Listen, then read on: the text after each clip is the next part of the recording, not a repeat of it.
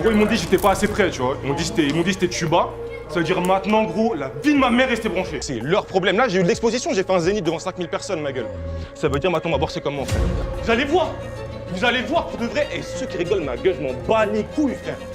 Vous allez tous voir. Mais qu'est devenu Vadek? A-t-il réussi à donner tort à Shai, Niska et SCH? A-t-il bien fait de demander à la France entière de rester branchée? Son passage dans Nouvelle École lui a-t-il donné plus de visibilité ou l'a-t-il au contraire décrédibilisé? Vous aurez la réponse dans cette vidéo. On peut d'ailleurs se poser les mêmes questions pour l'ensemble des candidats de la saison 2 du télécrochet de Netflix. Certains ont su saisir l'opportunité que pouvait leur apporter une telle exposition, d'autres ont sombré dans l'oubli, tandis que dans le pire des cas, des problèmes judiciaires ont fait surface directement après la série. On va éplucher le parcours de chacun de ces rappeurs afin de faire un bilan sur leur carrière respective un an après leur passage dans le concours.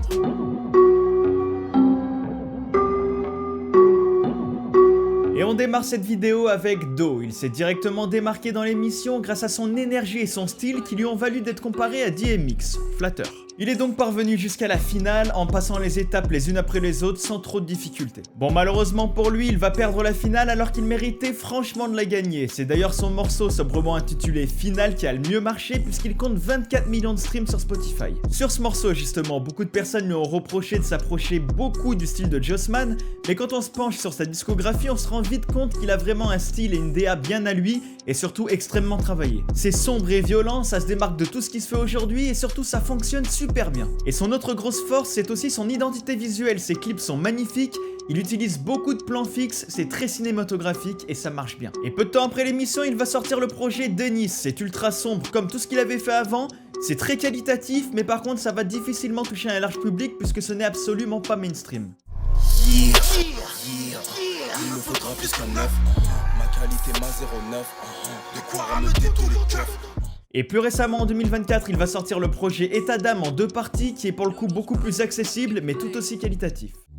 Qu'est-ce qui m'arrive? Ma vision est troublée, je suis pas démarré. Beaucoup trop de fissures que je peux pas réparer, c'est la vie. Il fait également beaucoup de concerts et sur scène l'énergie semble bien présente. En résumé, c'est un artiste complet et qui a ce truc en plus, donc on continuera à suivre son évolution.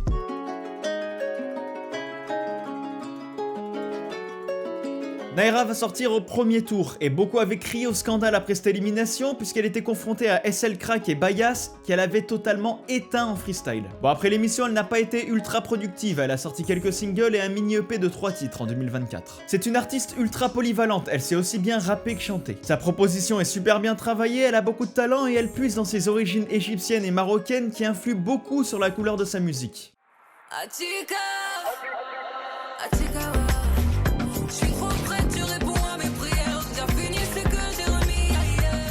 Et elle peut compter sur une communauté fidèle puisqu'elle compte tout de même 182 000 abonnés sur Instagram. Donc au final, son élimination précoce dans l'émission ne lui a absolument pas porté préjudice. À l'image de BNPLG, elle a su parfaitement tirer profit du peu de temps qu'elle a passé à l'écran.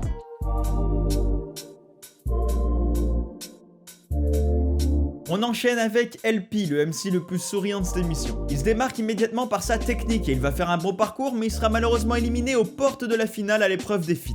Et il se démarque tout particulièrement à l'épreuve des clips avec le morceau East London dans lequel il pose parfaitement sur une prod two-step, c'est ultra efficace. Son plus, c'est vraiment son timbre de voix ultra grave, mais également son style vestimentaire et son physique qui sont aussi des critères ultra importants. Il n'a pas super bien profité du buzz de Nouvelle École, on sent qu'il aurait pu faire mieux. Il a quand même sorti un EP de 5 titres et quelques singles, mais à part ça, pas grand chose. Bon, par contre, niveau mode, il était présent, il a décroché des partenariats avec Lacoste par exemple, donc il a peut-être passé plus de temps dans les défilés et à Roland Garros que dans les studios. Mais il semble reprendre un bon rythme en 2024, il a sorti le single Score et le freestyle Arme Blanche tout récemment. J'entends les conquérir, ils me font pas rire comme le gars de Bref, il rappe pareil que le rappeur Bref, faut couper le cordon ombilical. Donc en conclusion, on est un peu déçu jusqu'à présent vu ce qu'il nous a montré dans Nouvelle École et vu son gros potentiel, mais on reste attentif pour voir la suite.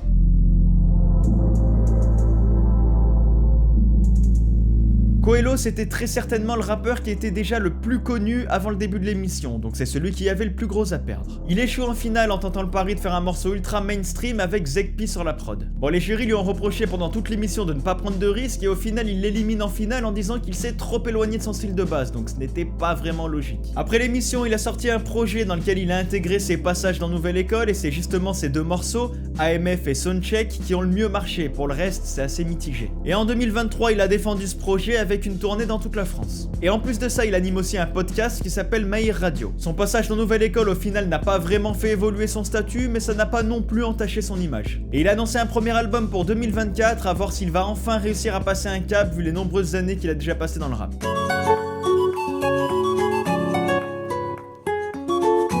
La Valentina était l'une des très rares, même trop rares artistes féminines présentes dans la saison 2. Et malheureusement, tout comme Naira, elle sort très rapidement, transformant la saison 2 en compétition 100% masculine. Depuis Nouvelle École, elle a sorti quelques singles et aussi un EP majoritairement rappé en espagnol, mais malheureusement, ça ne prend pas trop en termes de stream.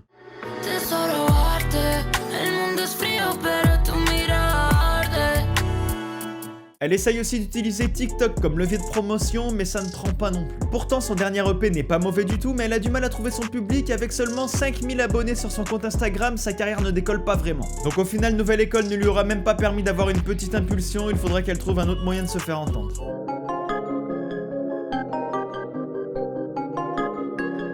OSL Crack était déjà présent dans l'industrie musicale depuis un moment, il était loin d'être inconnu. Et depuis l'émission, il est très productif, il a notamment eu l'opportunité de faire des feats avec SDM, Z ou encore Franglish. Et sa dernière sortie en date, c'est l'EP Le Charbon ne s'arrête jamais. J'ai vidé la cristalline, j'ai mis le truc dedans.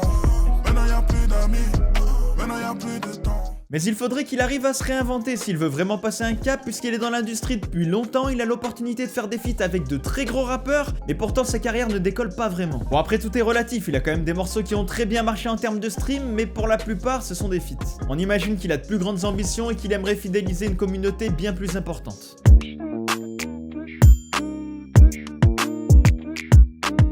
On poursuit avec Arca, qui a été soutenu par sa maison de disques depuis un moment, qui a tout fait pour le faire percer, en vain. Par exemple, il avait déjà eu l'opportunité de collaborer avec Leto et Guy de Besbar. Dans l'émission, il passe plusieurs étapes sans vraiment se démarquer pour autant, et puis il est finalement éliminé. Et après le show de Netflix, il a sorti un featuring avec LP, un autre candidat de la même saison dont on vient de parler. LP Arca, On leur fait pas de cadeaux. des kilos de trim sous la parka, je me sens comme Adonis. C'est par KO.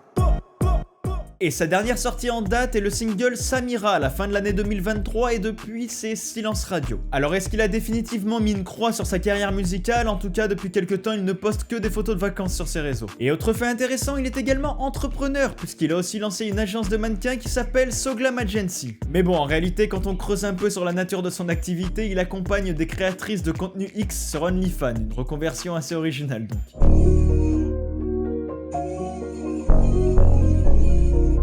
Mis à part le fait qu'il ne savait pas tenir un micro, Elso avait fait plutôt bonne impression dans l'émission. Il dispose d'une technique propre, d'une écriture précise et d'un bon capital sympathie. Il a bien profité de l'exposition de Nouvelle École puisqu'il a enchaîné les singles par la suite, on l'a aussi vu dans Planet Rap par exemple, il n'a jamais vraiment disparu. Et en 2024, il a sorti son premier EP Foula, après 2 ans de travail. Et le moins que l'on puisse dire, c'est qu'il s'en tire très bien. Sans révolutionner le rap français, l'EP est très qualitatif. Et au niveau des chiffres, ça marche plutôt bien. Le morceau Common par exemple cumule 5 millions de streams sur Spotify et 1 600 000 vues sur YouTube. La pression commande, il me jette l'œil, je blesse comme commande. Il vient trop te mettre la pommade, jour où tu vas les choquer dans le domaine. Il peut également compter sur une communauté de 40 000 abonnés sur Instagram et 55 000 sur TikTok, une plateforme qu'il utilise beaucoup dans le cadre de sa communication. Il est l'exemple parfait du candidat qui ne s'est pas énormément démarqué pendant la compétition, mais qui a su parfaitement tirer profit de l'exposition que ça lui a apporté. En tout cas, on lui donne de la force par la suite, il a beaucoup travaillé depuis l'émission et le travail semble payer jusque-là.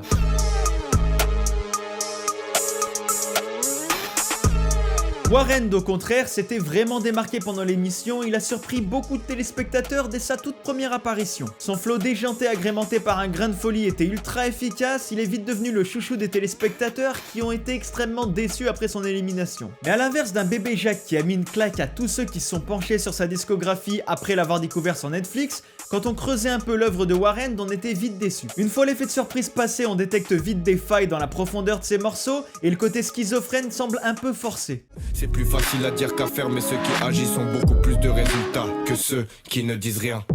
Il prend une pause après la diffusion de l'émission et fait son retour en 2024 avec le projet EMC. La qualité est présente globalement, mais les résultats sont en dessous des attentes au niveau des streams. Mis à part son featuring avec SCH qui a marché logiquement, le reste ne semble pas vraiment décoller. Ce constat peut paraître assez dur, sa carrière est très loin d'être mal engagée, mais vu l'effet de surprise de départ, on peut se permettre d'être un petit peu déçu. En tout cas, ça n'enlève rien de son potentiel et son parcours dans la musique est très loin d'être terminé.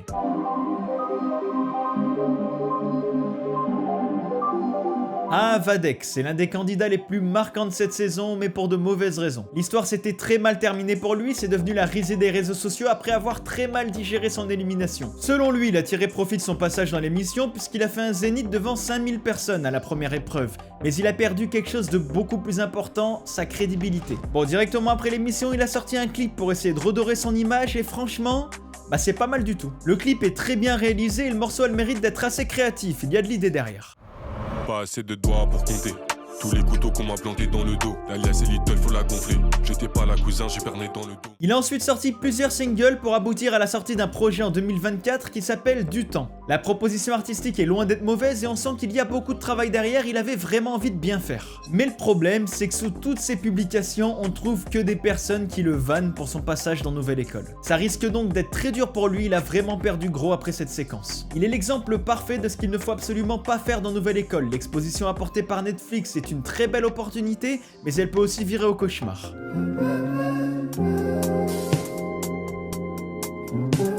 C'est finalement Useboy qui avait remporté l'émission, il s'était démarqué par son originalité et sa palette artistique extrêmement large. Il avait tout pour exploser par la suite, il tournait en concert avec Do, avec qui il s'était lié d'amitié pendant l'émission, il a signé chez Believe, toutes les cartes étaient en main pour lui. Mais tout vire au cauchemar, directement après sa victoire en finale, une plainte est déposée contre lui pour viol, pour des faits qui dataient d'avant l'émission. Il est directement boycotté par tous les médias et sa signature chez Believe capote en toute logique.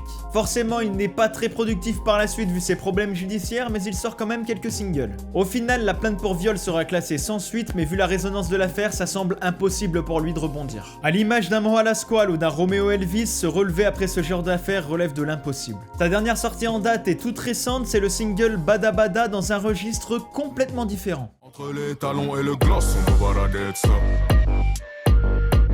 Tu veux mon nom et la nuit de noche, je peux pas te donner ça. Donc au final, son passage dans Nouvelle École aurait réellement pu le propulser, mais ses antécédents l'en ont empêché. Merci à tous d'avoir suivi cette vidéo jusqu'à son terme. Dites-nous quel est pour vous le candidat avec le plus gros potentiel parmi tous ceux qu'on vient de lister. Et n'hésitez surtout pas à liker la vidéo et vous abonner à la chaîne bien sûr. Mais aussi et surtout à laisser des commentaires pour nous donner votre avis sur la qualité de la vidéo et aussi des conseils, c'est vraiment grâce à ça qu'on pourra faire grossir la chaîne. Sur ce, je vous souhaite une bonne journée et je vous dis à très vite pour une prochaine vidéo.